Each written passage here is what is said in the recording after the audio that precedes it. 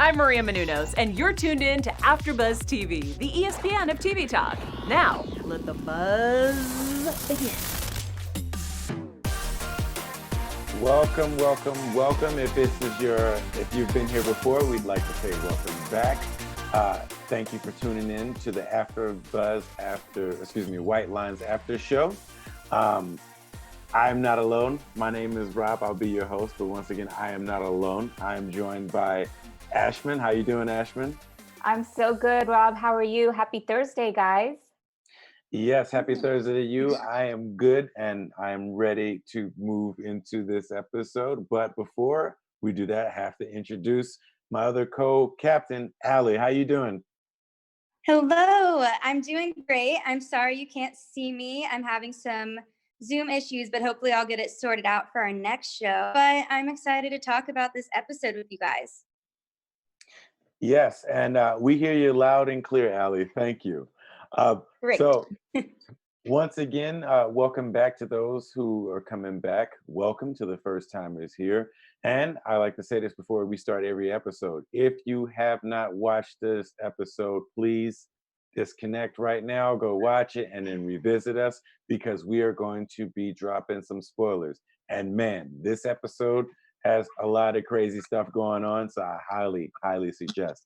I'll even do a countdown once again for you to leave and head out before we start going into these spoilers. So 5, 4, 3, 2, 1, and it's time for some spoilers. So let's go ahead and let's just go ahead and begin with some points that we'll be covering today. So first of all, we have David and Oriol have a moment where they're reborn from mescaline. So a mescaline rebirth, if you would. Zoe finally has her day in court. Finally, a lot of stuff happening there. A lot of good things we see, between people keeping, their emotions and going on with the plan. And then also we have the death final destination style. I'm not going to say of who, but just know that there is a final destination style death that happens in this episode, and it changes the tide completely. But I'd like to let Ashman give us her thoughts on this episode in general. How are you feeling about this episode, Ashman? You know, Rob, something I love about this series is every episode has not disappointed. Like we're on episode 9 now, and every episode is just such deep storylines. And now that we're getting closer to the end, it just is getting better and better. So I absolutely loved it. I was engaged with every single scene and I really, really enjoyed watching it. I agree with Ashman. I am just so into the show. I really, really love it. And so every time we're watching a new episode and we just get to learn more and more about what's going on, it's hard to not enjoy it. So this episode overall was definitely another crowd pleaser. I don't know. There were a lot more truth bombs and death. So overall, yeah, I was happy with it. Good. Well, hopefully all of you were happy with it. If you're here now with us, that means you see some blood, a little bit of gore. I got to see some Scooby-Doo moments with detective work. I got to see people high on mescaline. I haven't seen someone high on mescaline since like Cheech and Chong back in the day. So this is like, oh, okay, cool. Someone getting high on mescaline and being reborn. And then I got to see Zoe's day in court, and I got to see Boxer come in and continue to be the stand-up guy he was, all this time, and just a great time with this. I got to see some crazy cheese too. I love the cheese sometimes. I got to see it in this episode. But let's switch away from cheese and start getting into meat and potatoes here. So we have David and Oriol being reborn on the mescaline. Now, for me, seeing this whole process, the way that David is with his whole spiritual journeys that he makes with characters, he's really into it. He like puts in all the bells and whistles and gets everything set up and actually has like a journey that he tries to take these people on. And sometimes they get some healing from it. But to see Oriol going into himself deeper, trying to wrestle with the demons that he has from being sexually attracted to his mom, and possibly having to do something with having something to do with the death of Axel, and being the Fredo um, to his sister, who is Michael. Um, but Allie, how did you feel about the whole the whole mess rebirth? Um, I just wish David would calm down for a minute. Like we saw so much happen last episode. All of these feelings that he's been holding in for his entire life are finally surfacing. And he has a lot of emotions and a lot of feel. And I mean, I'm no therapist or anything, but I'm pretty sure that it's not healthy to just move at such a fast pace is. And every episode we're just seeing David try to get deeper and deeper into Oriol and to figure out like what he's feeling to set him free, which I think is a great idea. I just don't think that it's quite the right approach anymore. We saw him really get vulnerable and open up last episode, and I think that was enough. Like I think that he could have just sat with those feelings for a minute instead of just continuing to try to just find something else. I don't know. It was a lot. That was a crazy scene. Thanks, Rob. So, Ashman, what do you have to say about this whole situation? Because I mean, I was for it, the whole trippy thing with the drugs, because it's very entertaining to me see these characters, doing this. But how do you feel about it as far as a healing aspect, and Oriol using that avenue for healing, and David too. David is also using that avenue for healing. I guess they're both being Absolutely. reborn. Absolutely. I mean, I'm a fan for healing, right? I love the last session. I'm glad that they were able to come together and get all of their kind of secrets to surface and get some type of freedom. Like it's no fun holding a bag of bricks, right? So I'm very happy that Oriole has had a chance to put those bags down.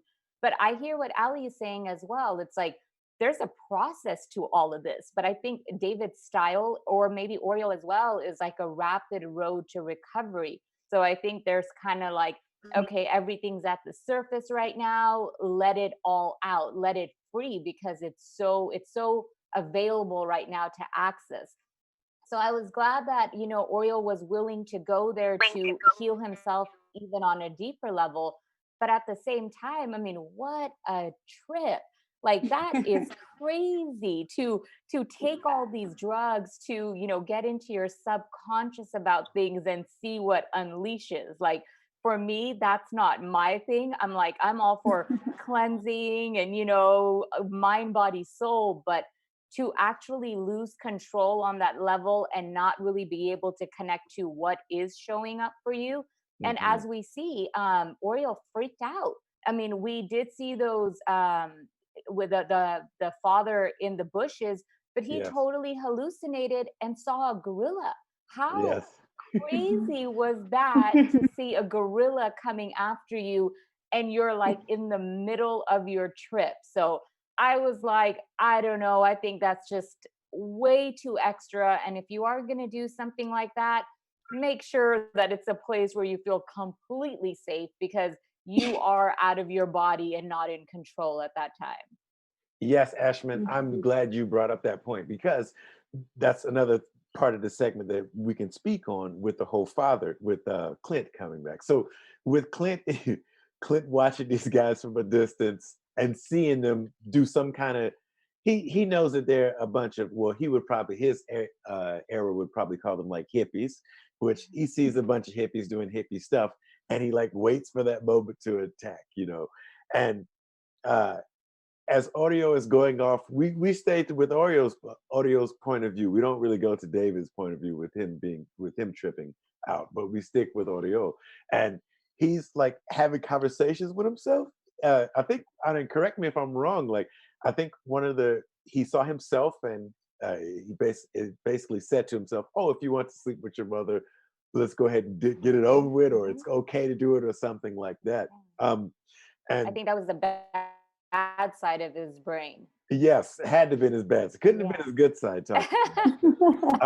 But with the whole thing, I thought it was really funny how he sees, picks up on Clint being in the bushes when in all black and everything, and it turns into a gorilla. Um, so, Allie, I'd like to get your thoughts on the whole thing with him tripping out of his mind and seeing the gorilla and actually not being a real gorilla but being Clint. I I was kind of like trying to figure out, okay, is this a hallucination? Is this in real life? It was really hard for me to kind of differentiate the two. But when we saw that it was Clint, I was like, okay, this is obviously happening right now. Like he's really here. But when I was seeing the gorilla, I was almost seeing, um, what are they? What is Pepe? Is that his name? I think it's Pepe or something like yeah, that. Pepe, yes. I almost at first was wondering if it was going to be him or like that side of the family that was about to maybe start a war or something like that. But then I saw Clint and I was like, oh, he's just in the woods. Like how unfortunate for that timing. But yeah, that was just a wild, crazy sequence of scenes there. Yes. Yeah, I agree. There's definitely some craziness going on. And there is that factor, like for myself also, Ashman, I don't know about you, but I kind of felt like at first, is this really the father, or is this guy tripping? Because the Mhm. director cut back and forth between the two was kind of seamless. So I think it was designed for us to feel like either we're tripping along with Oriol. I think it was designed. What do you think about that, Ashman? I think it was designed. I think we were supposed to see the impact of his hallucination. Mhm. So we knew it was Clint in the bushes, but him being on his trip, that was created into gorilla coming after him. So I think, yeah, it was meant for our interpretation to see how hard he was tripping.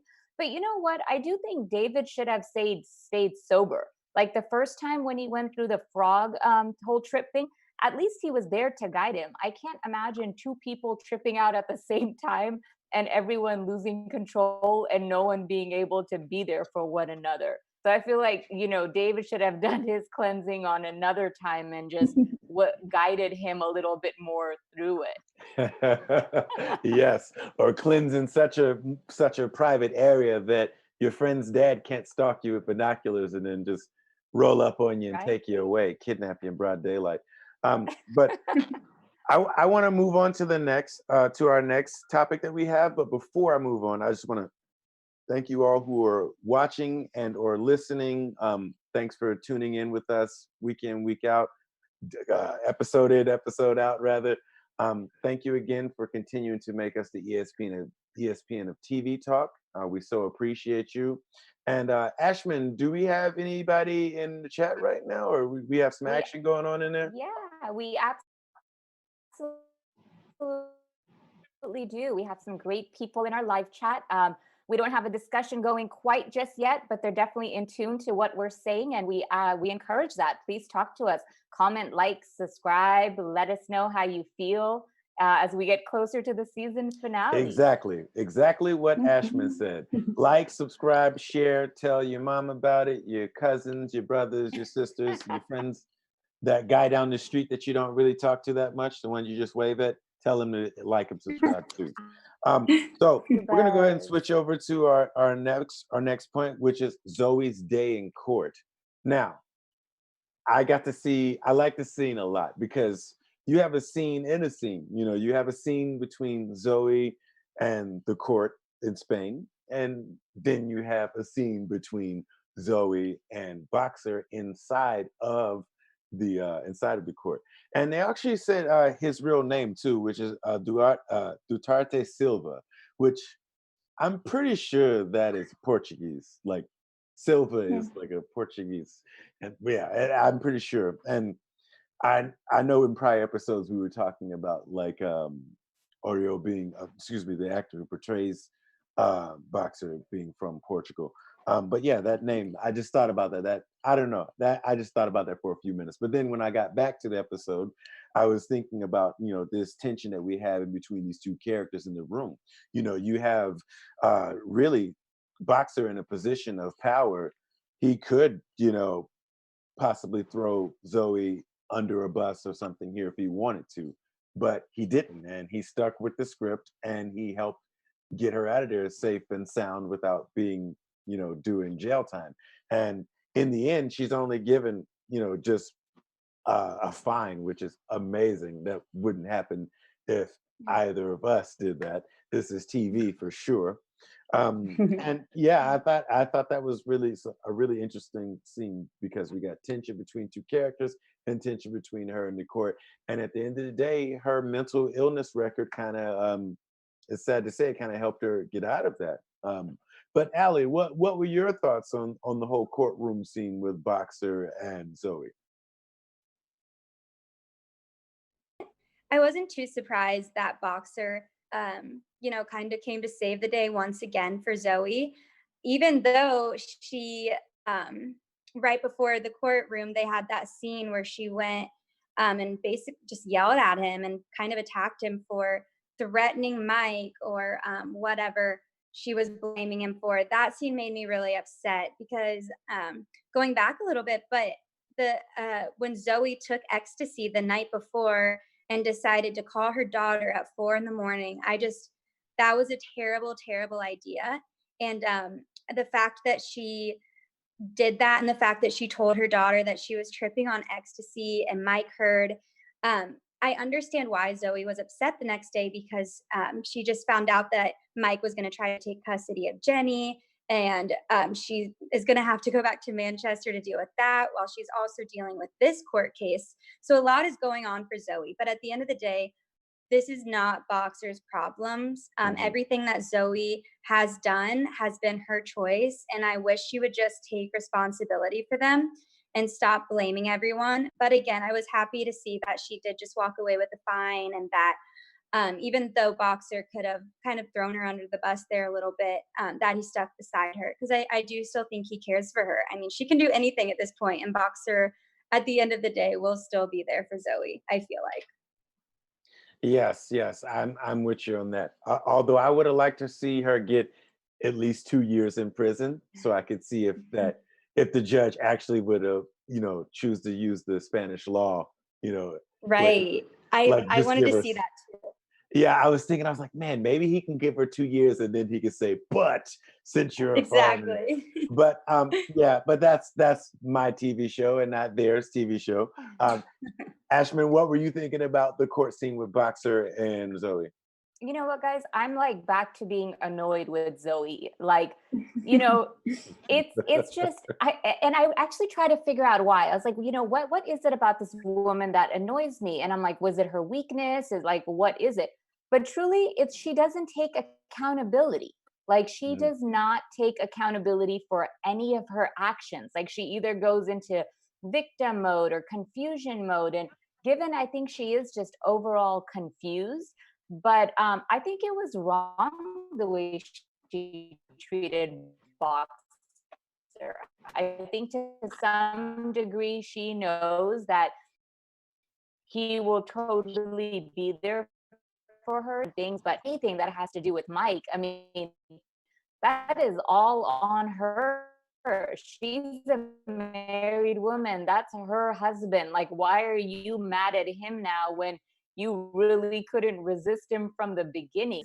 Nice that Boxer once again stepped up for her. I don't know. I hope he's happy with his choices, and he's doing what he feels like is correct. And I think Zoe's really lucky because at this point she's gotten away with a lot. And I think Boxer's really been her savior in all these episodes. Yes, he has, and That's it, guys. he has been the rock, in this episode. The one constant, is Boxer. Um, and I loved, the whole thing. He from the beginning, he had it set up where she wouldn't do any time. He's the reason why she's getting treated as such, Boxer, the savior of Zoe. And everybody involved. Boxer doesn't get enough credit. We need to support Boxer more, even though he's a little psycho. We should support our Yeah. cycles. The cycles that are on our team, we should support. So before we Yes. move into the Our next fans, do point, you support Boxer? Sorry, go ahead. Yeah. you said, "Do I support Boxer?" No, I was engaging our fans. I'm like, do you guys support Boxer? Like, what are your thoughts on it? Yeah, I'm pretty sure somebody in the chat supports Yeah. Boxer. Please prove me right, chat. Please prove me right, so I don't look like the only psycho lover here. So before we move on to the next point, I want to talk about a little side scene with Marcus and Anna and the Califat family. So, you have Marcus. Marcus has been living with the Califats for a few days. I'm assuming maybe a week or so, and he's digging in and he's hanging out, and they generally like him. And so it's to the point where his kids are coming to hang out too. But then, man, Anna comes over and all hell breaks loose. What help me figure out what happened there, Ashman. Yeah, I agree. I think the Califat family likes having Marcus around. He's kind of like this breath of fresh air from their own family problems that they've been going through. It was nice to see the girls at the table as well. That Anna scene, I did not expect. Like, she came to pick up her girls, and the older daughter just totally had so much to say to her mom. Mhm. So that was really interesting to hear how much she was kind of on her dad's side of things and just telling her mom the truth. Like, whoever you think you're with, like, he's not a real family man. He doesn't even really love you, let alone us. And I think what really landed in that scene was how much it impacted Anna, because from that point on, she just kept on thinking about her real love, which was with Marcus. Mhm. And, the last episode, we really see her make it clear, like, it's over between us. But when she had to compare loves, she's like, Marcus would walk through fire for me. Like, this is the real man that loves me. Like, what am I really thinking? So I'm curious to see what Anna's going to do, because now that's been awakened in her. So very, very interesting. And the Califat family was so funny because they're just used to like drama showing up. So they're like, go for it. Like, no worries. Yes, they have so much drama that this is minor drama. This is Yeah, you got a little ex-girlfriend or ex-wife coming over, yelling at you. Oh, that's nothing. I just heard my son talking about how he wants to have sex with my wife, and so that's just normal stuff going on for them. But Allie, what was your take on this whole scene with Marcus and Anna and the Califat family together there?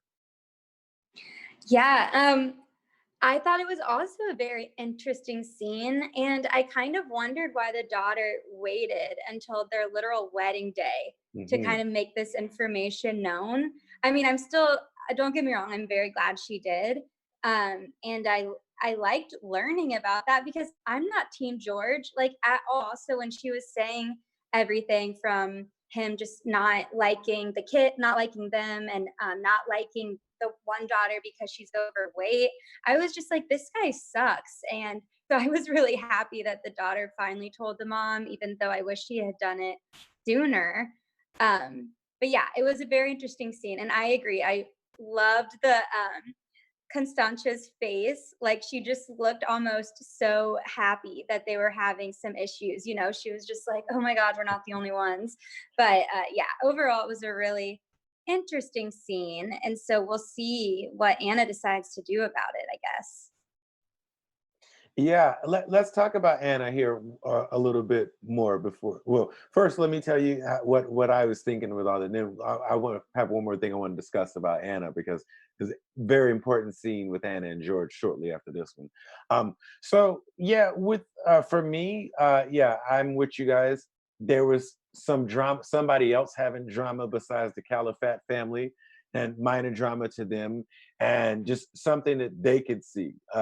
But for but on the other side of that blade, they kind of want to help them kind of snuff out the drama a little bit, because they have seen what happens when you let drama go so long unchecked, and when you don't talk about things.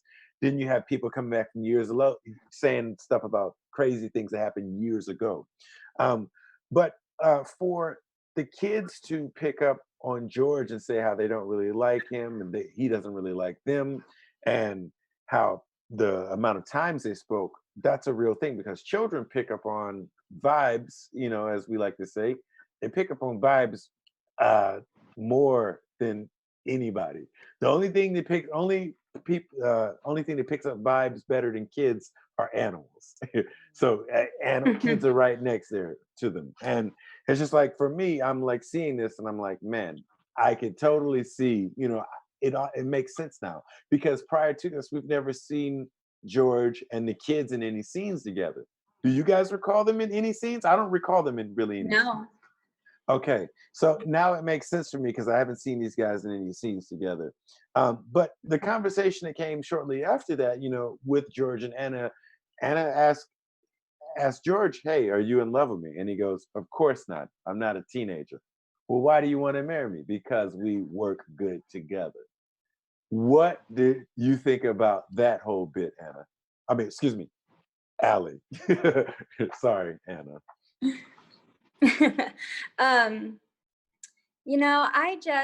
I have so many thoughts about it, and I was upset at Anna the last episode for telling her daughter that some secret information, Zoe's business, and then again this episode, because I feel like she's not really giving her daughters like a fair chance to be open.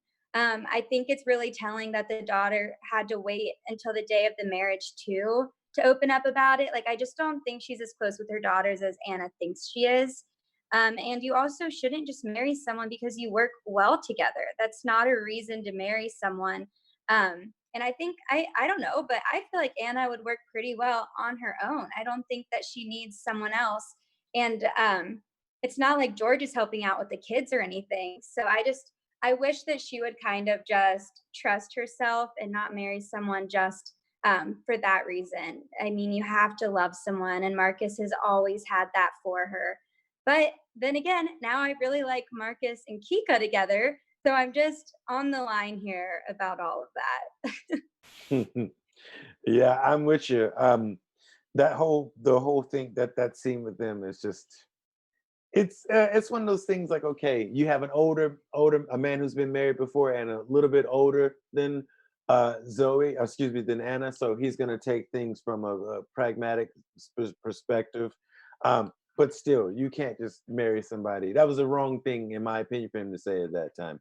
But Ashlyn, what did you think about this whole scene, the whole realization of like, hey, I'm not in love with you, but we work well together, and I'm not a teenager, grow up kind of feel.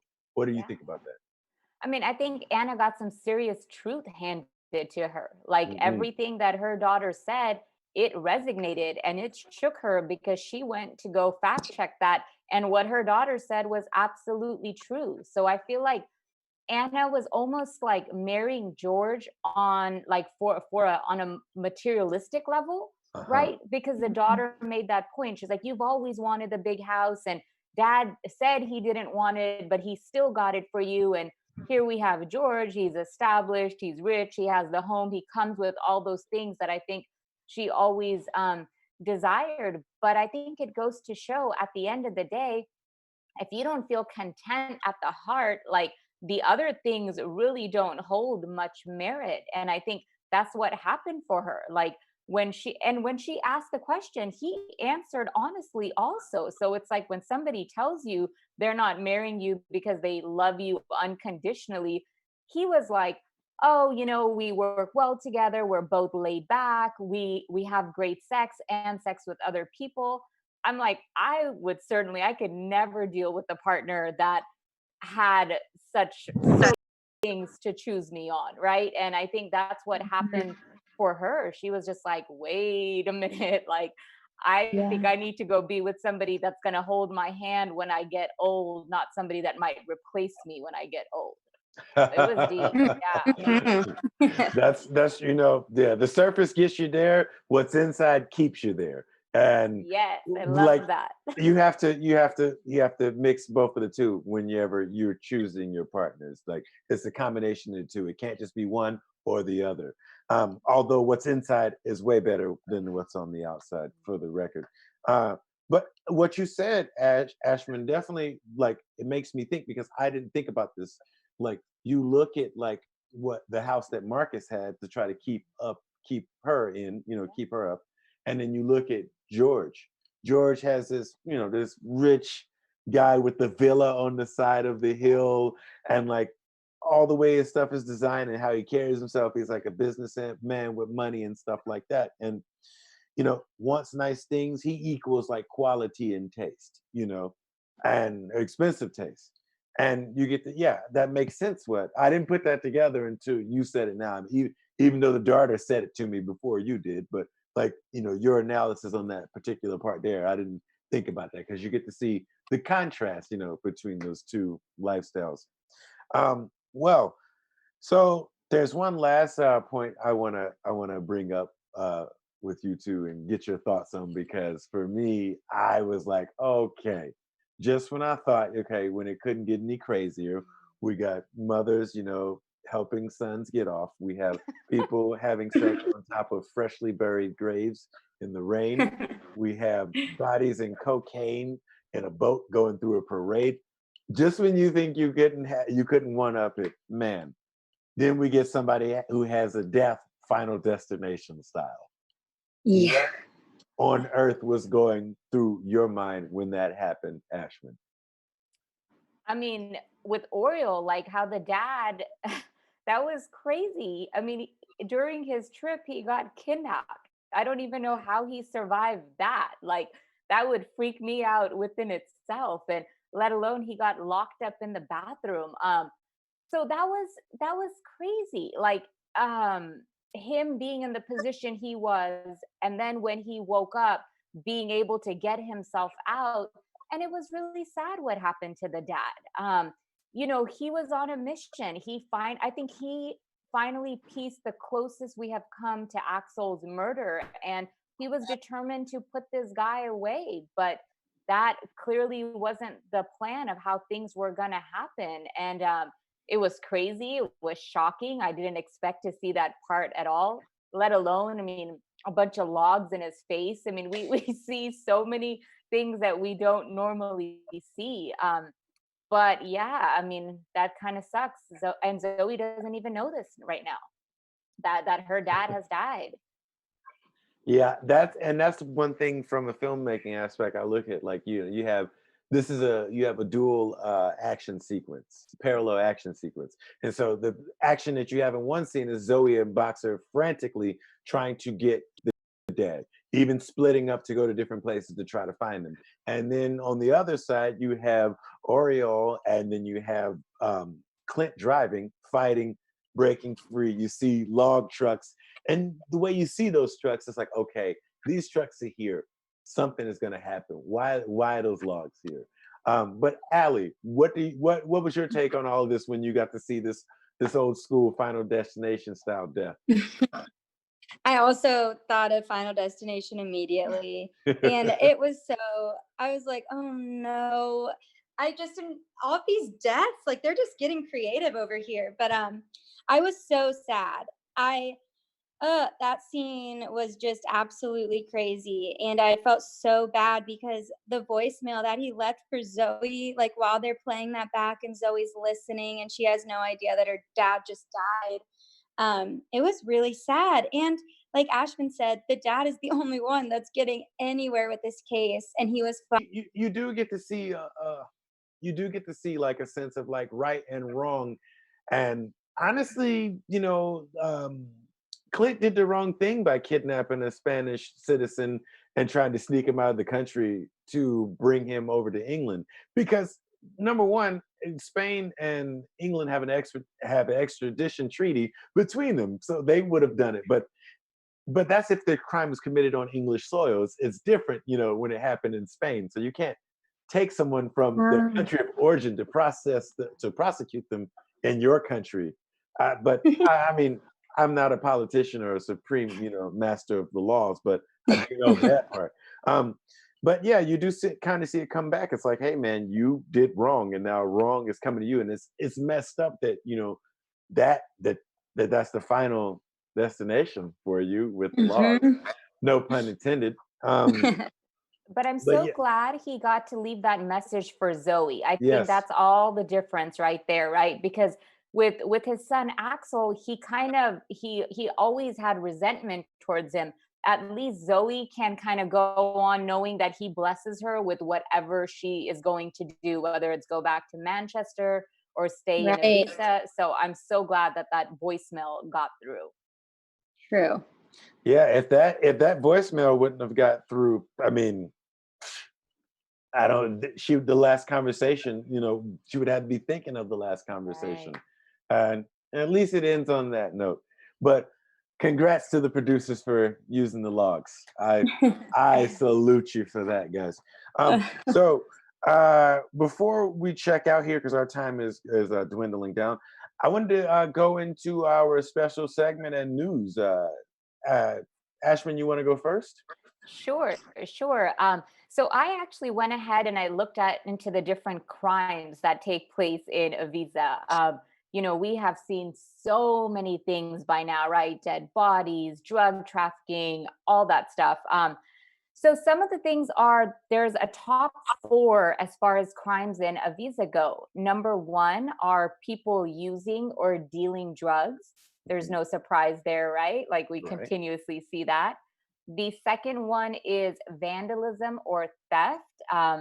We see that as well show up in the scenes. Third is violence, assault, or robbery.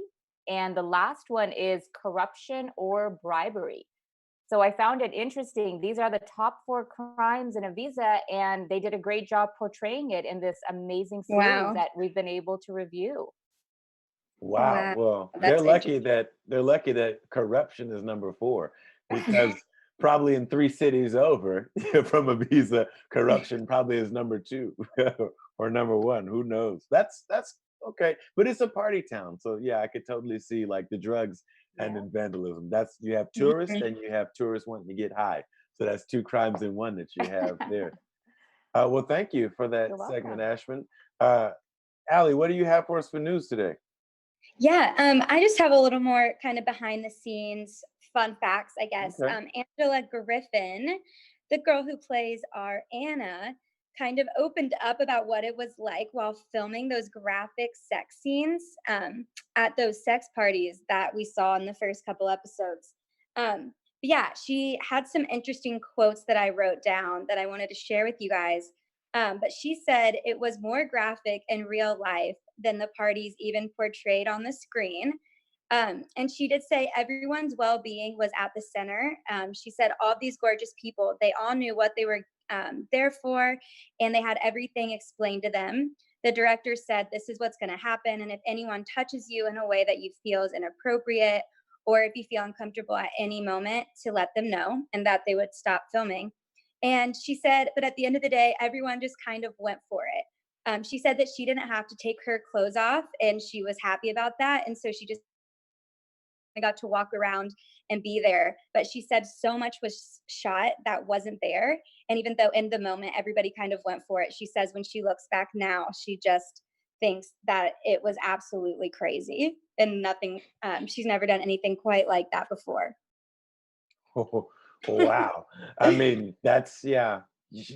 She got a good role because she's like the mom of this whole, establishment anyway. She's the mama Right. bear. So she gets to dictate what happens there. I mean, those scenes those scenes were extremely graphic, and I was wondering if anybody was in there method acting. But everybody was safe and sound, and that's what it's all about. Everybody's safe, sound, and Right. comfortable, and you got the episode and the scene done, executed, and that's great. Mhm. Thank you for the news, Allie. So before we go, I wanted to go ahead and get into some predictions. Allie, what are your predictions for Oh the my next gosh. episode? I have no idea. I think that we have to get we have to know who killed Axel. Like we just have to know for sure what really went down. And I think that Boxer, we're gonna find out some more information about him. I think we're gonna see Zoe. Um, freak out. I think she's going to find out about her dad. She's going to be in a really hard place. And then I'm worried she's going to find out that Boxer had something to do with Axel's death. And so I think we're going to see Zoe kind of spiral out again, almost like we know that she has in her past where she was attempting suicide and stuff. So I think we might see a really dark side of Zoe coming up. Let's see. As for Marcus, I think we're going to see Anna try to kind of get back with Marcus maybe, or something like that. But now Marcus might be confused because maybe he likes Kika. I don't know. We might see a little love triangle going on or something, but not like that's anything crazy compared to the rest of the show. So overall, Okay. I think I'm just wanting to know who killed Axel. Okay. All right. Thank you, Allie. So Ashman, what are your predictions for the final episode? Sure. No, Ali, you did a good job. I think you have awesome predictions. I just want to add that I think Boxer is behind burying, get rid of that body possibly. So I'm going to say we're going to see that Boxer might be one of the main culprits here. Oh no. Ooh, okay. I like it, Ashman. Well, as far as I go, I think my prediction is that number one, Anna and George aren't going to get married. We're going to see some kind of dramatic walkout. Number two, I'm still sticking with the pregnancy theory that I said in the previous episode with Zoe being Yes. pregnant from Boxer, which that would really suck because the man who is partially responsible for killing your brother is now the father of your child. Ooh, rough situation to be in. And the Califat family. I think I think that what Kika is going to rise, and I think we're going to see something between her and Conchita, some kind of exile. One of them has got to go, and we're going to see it in the next episode. Well, that's all of our time here for this episode. Where can we find you at, Ashman? You can find me on Instagram at Insights by Ish. Okay, and Allie, where can we find you at? Yes, you can find me on Instagram at Alexandra James. Okay, and guys, you can find me on Instagram at Rob Stilo. That's ROBSTEELO. Thank you so much for watching this show and or listening to it. Please come back and join us here at 10 p.m. PST for the season finale of White Lines. We will be ready to get into it with all of you, and hopefully you're ready to get into it with us. Thank you once again for joining in. Like, subscribe, and share, and we will buzz you later. Our founder, Kevin Undergaro, and me, Maria Menounos, would like to thank you for tuning in to AfterBuzz TV.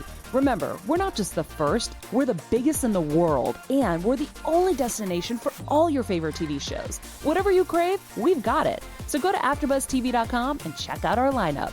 Buzz you later. The views expressed herein are those of the hosts only and do not necessarily reflect the views of AfterBuzz TV or its owners or principals.